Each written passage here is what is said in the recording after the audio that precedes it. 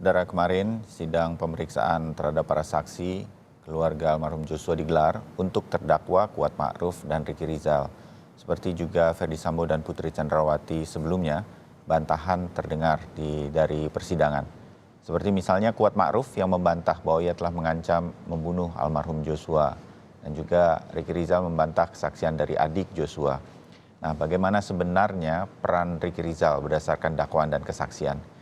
Kami akan membahas beberapa hal diantaranya bersama penasihat hukum Ricky Rizal, Erman Umar, serta psikolog forensik Reza Indragiri. Mas Reza, Bang Erman, selamat pagi. Salam sehat untuk kita semua.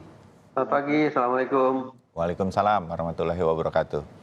Bang Erman, banyak yang orang langsung berkomentar bahwa kira-kira ya lebih dan kurang. Mohon maaf kalau kemudian saya juga tidak persis begitu kata-katanya. Ada permintaan maaf dari Ricky Rizal kemarin kan Bang Herman. Di titik ini saya ingin tahu, ini Bang Herman yang sampaikan untuk Ricky Rizal minta maaf atau Ricky sudah mengatakan dari dirinya sendiri bahwa saya akan minta maaf? Bang Herman?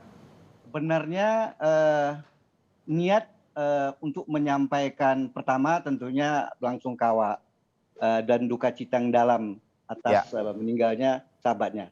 Tetapi selama ini dia ini dalam kondisi kan ditahan, tidak bisa bertemu dengan publik, sementara pers menganggap opini menganggap dia adalah salah satu dilibatkan ya. Pada saat mulai awal sidang itu permintaan maaf itu sejak mulai awal sidang sudah disampaikan turut berduka cita. Apalagi pada saat hadirnya para orang tua, para keluarga. Jadi tidak ada dari awal tuh dari terdakwa sendiri. Tapi harus diingat catatan bahwa duka cita yang mendalam dari Ricky. Yang kedua permohonan maaf.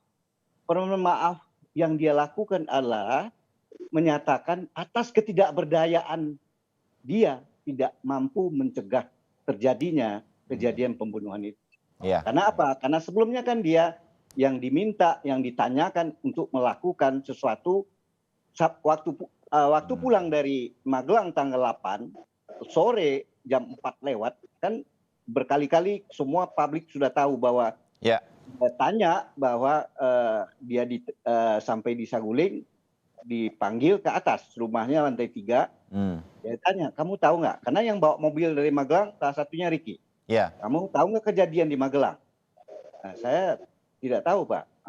Sampaikanlah sama Sambo dengan katanya dengan mimik nangis, dengan nada geram. Ya saya nggak tahu, Pak. Nah, ibu dilecehkan. Oleh karena itu dia minta, kamu kalau saya panggil Joshua, kalau dia melawan, kamu berani nggak backup saya dan berani nggak kamu menembak? Kira-kira itu permintaan. Dengan keadaan itu ya dia kaget dan goncang ya. Saya bilang nggak sanggup dan nggak kuat mental saja. Jadi bahasa dia nggak kuat mental kan karena dia menghadapi seorang pimpinan dan seorang jenderal. Mungkin di hati kecil dia saat ini kita tanya kenapa kamu nggak bilang bahwa itu tidak benar. Kalau saya bilang itu bahwa ini tidak benar dan melanggar hukum ya saya jangan-jangan yang ditembak. Oleh karena itu pada saat dia diam dia minta memanggil saudara Eliezer di bawah. Dan Eliezer itu kan banyak orang juga di bawah, ada Joshua, ajudan-ajudan lain. Dan tidak mungkin dia menyampaikan kepada Eliezer, kamu dipanggil untuk menembak sih. Kan nggak mungkin. Tadi dia membatin saja gitu. Jadi Bang Herman, dari cerita Ricky, dia itu dalam pikiran saya itu kan sempat, paling tidak publik mengetahuinya, Ricky Rizal sempat disuruh menembak, tetapi dia tidak kuat mental atau dia menolak. Jadi bahasanya itu kata-katanya kalau saya FS gitu, Ricky kamu tembak ya Joshua nanti, bukan begitu? Atau katakannya seperti kira-kira tadi Bang Herman katakan, nanti kalau ada Joshua melawan atau apa, kamu backup ya, kamu tembak ya atau apa. Nah kira-kira begitu. Jadi mana yang benar? Perintahnya tegas disuruh menembak atau seperti apa? Kalau yang dia terhadap Ricky, ya awal itu cerita bahwa nanti kalau dipanggil si Joshua melawan, kemudian karena ya gimana ya mereka kayak siap-siap aja gitu berdiri, kemudian setelah ujungnya baru dia langsung menyatakan tidak karena menyebut ujungnya tembak kan. Oh, oke. Ya. Oke, terbayang. Kira-kira nanti. Dan saya akan sampai nanti, mudah-mudahan saya ingat untuk balik lagi kepada ketidakberdayaan ini begitu. Mas Reza, kalau kita mendapatkan informasi berkaitan dengan peran dari Ricky Rizal dan Kuat begitu ya. Salah satunya, nanti saya kembali juga ke Bang Herman. Kemarin tuh walaupun kemudian ada permintaan maaf, ini karena ada Bang Herman kita agak fokus ke Ricky Rizal begitu, tetapi mengaku bahwa dia tidak tahu ada rencana akan membunuh Joshua begitu.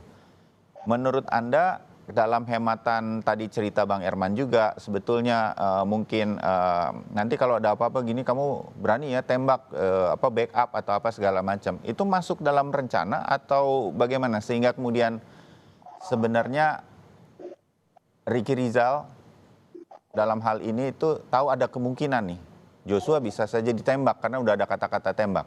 Mas Riza. Kalau hanya sebatas pada ilustrasi situasi semacam itu, Mas Bayu, saya menilainya itu bukan bentuk keterlibatan terdakwa Ricky Rizal terkait dengan rencana pembunuhan, tidak.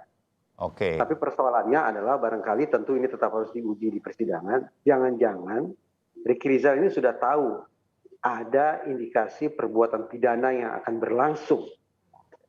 Tapi persoalannya adalah sebagai warga negara, lebih-lebih lagi sebagai abdi hukum, kenapa Ricky Rizal tidak berusaha untuk menghentikan itu? Sudah dijawab oleh Pak Herman. Sepertinya tidak mungkin bagi seorang Ricky Rizal, bagi seorang Richard Eliezer, bahkan bagi personil polisi lainnya untuk melawan kehendak atau tekanannya Ferdi Sambo. Nah, pada titik ini yang perlu diuji ada 3 level. Pertama, di titik inilah yang tadi disampaikan Bang Herman, ketidakberdayaan tadi, begitu ya, Mas Reza? Nah, jadi ringkas cerita, Ricky Rizal ini kan mengklaim dirinya tidak berdaya, tidak cukup punya kemampuan untuk melawan atasannya. Klaim semacam itu silakan saja, tapi akan diuji dengan 3 lapisan berpikir. Pertama, akan diuji terlebih dahulu, apakah tekanan, ancaman, intimidasi, atau sejenisnya itu sungguh-sungguh ada atau tidak? Jangan-jangan hanya fantasinya saja, tapi secara objektif tidak ada. Kalau ternyata ancaman, tekanan, desakan itu objektif ada, maka kita masuk ke level kedua. Yang diuji adalah pada level kedua, apakah Ricky Rizal punya kesempatan, kemampuan, instrumen, atau apapun itu yang dia miliki untuk keluar dari situasi tekanan tersebut. Kalau jawabannya ya, ternyata Ricky Rizal tidak punya kemampuan, tidak punya kesempatan untuk mengelak dari tekanan tersebut, maka masuk ke pengujian level ketiga. Yakni resiko apa gerangan, konsekuensi apa gerangan yang akan dia alami sekiranya dia menentang tekanan tersebut. Kalau ternyata resikonya buruk, bahkan mungkin bisa berakibat yang bersangkutan kehilangan nyawa, maka bulat sempurna sudah. 3 lapis berpikir, 3 lapis pengujian tadi menyimpulkan bahwa Ricky Rizal memang berada di bawah tekanan yang tidak mampu untuk dia elakkan. Dengan kesimpulan semacam itu, psikologi forensik berpandangan bahwa Ricky Rizal memenuhi 1 dari 6 kondisi psikologis manusia yang bisa membuat yang bersangkutan terbebas dari pertanggungjawaban pidana.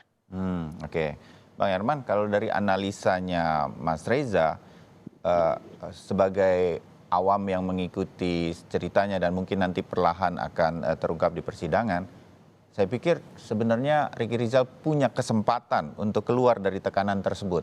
Dalam bahasanya kalau kita sedikit mengobrol mengenai apa yang terjadi dalam kasus ini, kita tuh bertanya, sama seperti Ibu Rosti kemarin, ibunda dari almarhum Joshua. Kenapa tidak menghentikan kalau ada kemungkinan upaya tersebut sehingga anak saya tidak terbunuh? Bang Herman?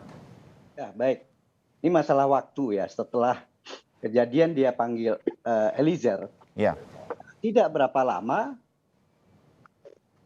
istri Pak Sambo udah digerasi rumah Saguling. Yang mungkin jarak setelah dia menyampaikan kepada Eliezer naik, ya itulah sekitar mungkin 15 menit, Ya. dia akan membawa mobil ke rumah Duren 3. Rumah Duren 3 dengan alasan karena orang dari luar kota, kalau kebiasaan keluarga mereka, itu setelah PCR-nya itu di Duren 3, rumah dinas, apa istilahnya isolasi atau apalah, itu seperti itu. Jadi Ricky yang bawa mobil gitu. Nah, coba kita pikir 15 menit setelah dia mendengar, kemudian Eliezer 15 menit kemudian dia sampai parkir mobil di mana, di rumah Duren 3, kemudian dia duduk lagi sama di luar di carport, kemudian Joshua di taman, kemudian dia dipanggil oleh Kuat Ma'rif. Dia panggil Kuat Ma'rif, Om Ricky, Om Joshua, dipanggil Bapak. Sementara sebelumnya itu kan dia masih goncang, belum ada menyampaikan sesuatu ke siapa. Kenapa? Dia ini adalah ajudan yang harus kembali. Dia hanya mengantar, karena selama ini dia mengantar anak Sambo 2 orang itu menjaga tinggal di Magelang. Ajudannya seperti itu. Kemudian diminta oleh Ibu PC, kamu karena Ibu sakit, ya udah kamu ikut ngantar. Jadi tidak ada sesuatu yang dia ketahui. Pelecehan pun dia tidak tahu di sana. Karena ada mungkin kalau boleh saya diberi kesempatan, kan tadi ada cerita masalah Kuat mengancam gitu. Fakta itu dia ketahui pertengkaran karena dia pulang dengan Eliezer dari mengantarkan sesuatu alat kebutuhan sekolah anaknya Sambo di sana dengan Richard. Kemudian ada telepon ke Richard sudah menjelang jam 6 sore, ya disuruh kembali. Pada saat kembali itulah dia melihat kok rumah kosong di Magelang, naik ke lantai 2. Di situ dia melihat si Ricky, kondisi si Pak Kuat dalam kondisi tegang dan kayak gimana. Kemudian si Susi katanya disampaikan oleh Kuat kayak menangis. Itu keadaan ibu udah. Terus ada apa, kata si Rizal. Ya itu tadi Joshua mencurigakan, mengendap-endap, naik ke atas, kemudian tahu ada ibu terjadi kayak sakit atau tergeletak. Ya, kemudian terakhir disampaikan oleh Kuat.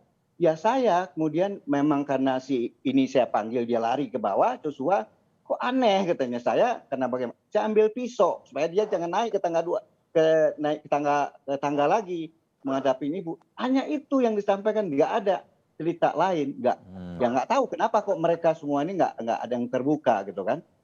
Dan oleh karena itu pada saat dia dipanggil itu dia disampaikan Sambo ada pelecehan segala macam, nggak ada. Malah setelah ketemu melihat Ibu Sambo malah mana Joshua disuruh panggil, kan aneh gitu kan.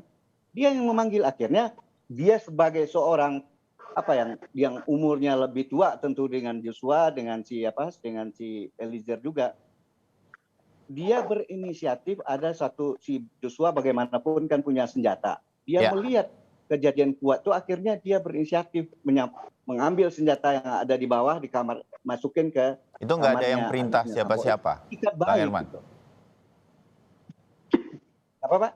Jadi itu inisiatif Ricky saja, tidak atas perintah siapapun. Nggak ada. Kan Sambonya nggak ada di Magelang. Ya, jadi tidak ada telepon dari FS juga berkaitan amankan semua senjata. Tidak ada dalam fakta kesaksian dalam BAP, tidak ada itu. Makanya kenapa kita eksepsi membuat dakwaan yang menyatakan seolah-olah si Ricky Rizal punya memindahkan senjata, padahal niatnya karena pertengkaran antara Kuat dengan dengan Joshua. Hanya itu. Kemudian kejadian yang saya bilang tadi, setelah diminta 15 menit kemudian dia bawa ke Duren 3, apakah dia berpikir? Nggak ada berpikir masa di rumah dinas mau ditembak. Belum ada berpikir untuk berbuat apa, karena bagaimanapun dia akan kembali ke Magelang untuk menjaga anak yang sekolah gitu. Jadi ada kejadian. Ya. Baik, Pak Herman, Mas Riza, saya jeda dulu, nanti kita sambung setelah jeda beberapa saat. Tetap bersama Sapa Indonesia Pagi.